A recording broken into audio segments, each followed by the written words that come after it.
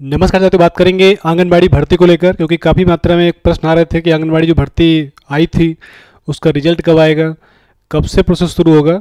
तो वो इंतज़ार खत्म हो चुका है, तो कई जिलों को यहाँ पर शुरू हो चुका है और बाकी जिनका बचा भी है तो धीमे धीमे करके अभी आपका शुरू हो जाएगा।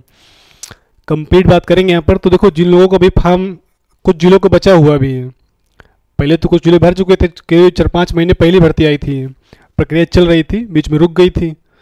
और इसमें आप देखोगे तो यहाँ पर अभी से कि ये मैनपुरी की बात करें, मुरादाबाद को तो अभी कल ही ख़त्म हुआ इसका डेट, और उसके बाद में आपका ये मैनपुरी का भी चल रहा है। 14 फरवरी इसका लास्ट डेट है, फॉर्म भर सकते हो अभी। जैसे कि यहाँ पे क्लिक करोगे इस पर तो ये मैनपुरी का है। कहाँ कहाँ पर कितनी सीटें दी हैं वो आपका यहाँ पर दिया हुआ है मैनपुरी के अंदर का।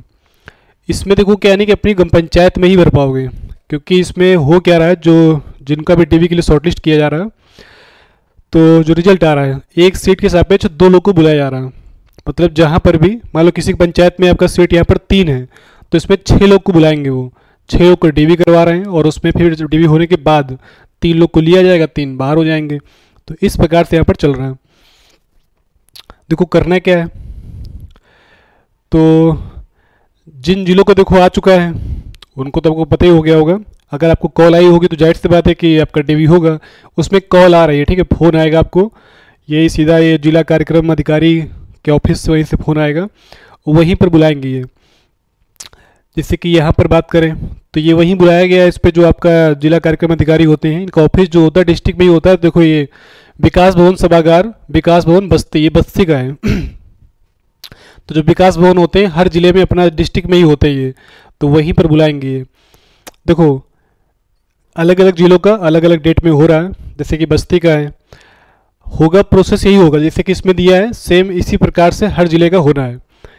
करना है क्या, देखो यहाँ पर जिसको भी कॉल आएगी तो ये पहली बात तो आएगा ही, इस प्रकार से ये मिलेगा। तो इसमें करना है क्या है आपको कि ये सब लेके जाना है, कागज़, शैक्षिक योग्यता प्रमाण पत्र, यानी कि जो भी आपके डॉक्यूमेंट हैं, हाई स्कूल, इंटर, अगर ग्रेजुएशन भी कर रखा है तो वो भी, सब जितना भी कर रखे हो सारे ले जाना। क्योंकि यहाँ पर देखा जाएगा ना, देखो दिया है वरीयता किसको दी जाएगी। सबसे पहली बात तो यहाँ पर लिखा है कि बीपीएल विधवा, यानी कि जो बिलो पॉवर्टी लाइन वाले होते हैं ना, जिनका सफ़ेद कार्ड होता है, एक सफ़ेद कार्ड होता है, एक पीला कार्ड होता है, जो हम लोग राशन लेते हैं ना गाँव में, देखा होगा।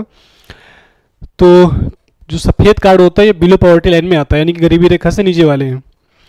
तो बिलो पॉवर्टी लाइन बीपीएल विधवा, अगर फॉर्म जो पड़े हैं उसमें से अगर किसी बीपीएल विधवा का फॉर्म पड़ा है तो पहले उसको लिया जाएगा।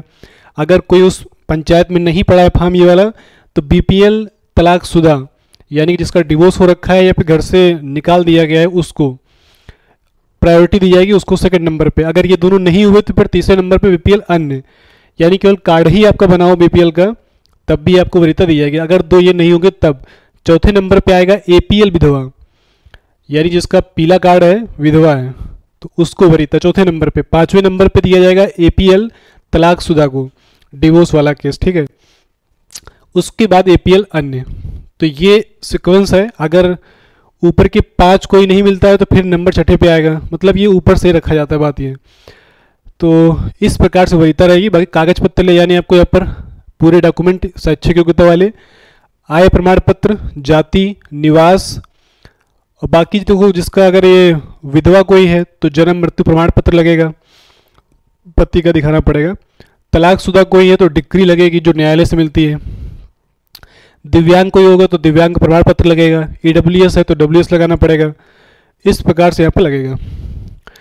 तो देखो अभी जिन जिलों का नहीं आया तो परेशान नहीं होना, जिनका जिनका आ चुका है तो कमेंट भी करिएगा, तो पता लग जाएगा किसका किसका आ चुका है। बाकी इसी प्रकार से प्रक्रिया चल रही है। तो ये हर जो है जिले का प्रोसेस शुरू हो चुका है। जिनमें फार्म अभी लास्ट में पड़े हैं उनका भी थोड़ा सा टाइम हो सकता लगे, बाकी जिनका पहले फार्म पड़ चुका था ये उनका है, ठीक है, उनका प्रोसेस शुरू हो चुका है। तो ये इनकी तुरंत ही ज्वाइनिंग भी हो जा रही है, मतलब ज़्यादा लंबा नहीं खींचेगा। अब ये फरवरी में ही करा के इसका ज्वाइनिंग करवा देंगे। तो ये है। बाकी किसी कोई प्रश्न हो इसके रिगार्डिंग तो बताना यहाँ पर। फिलहाल यही चल रहा है यहाँ पर कि डिस्ट्रिक्ट वाइज है, ये जिले में ही सबको बुला रहे हैं।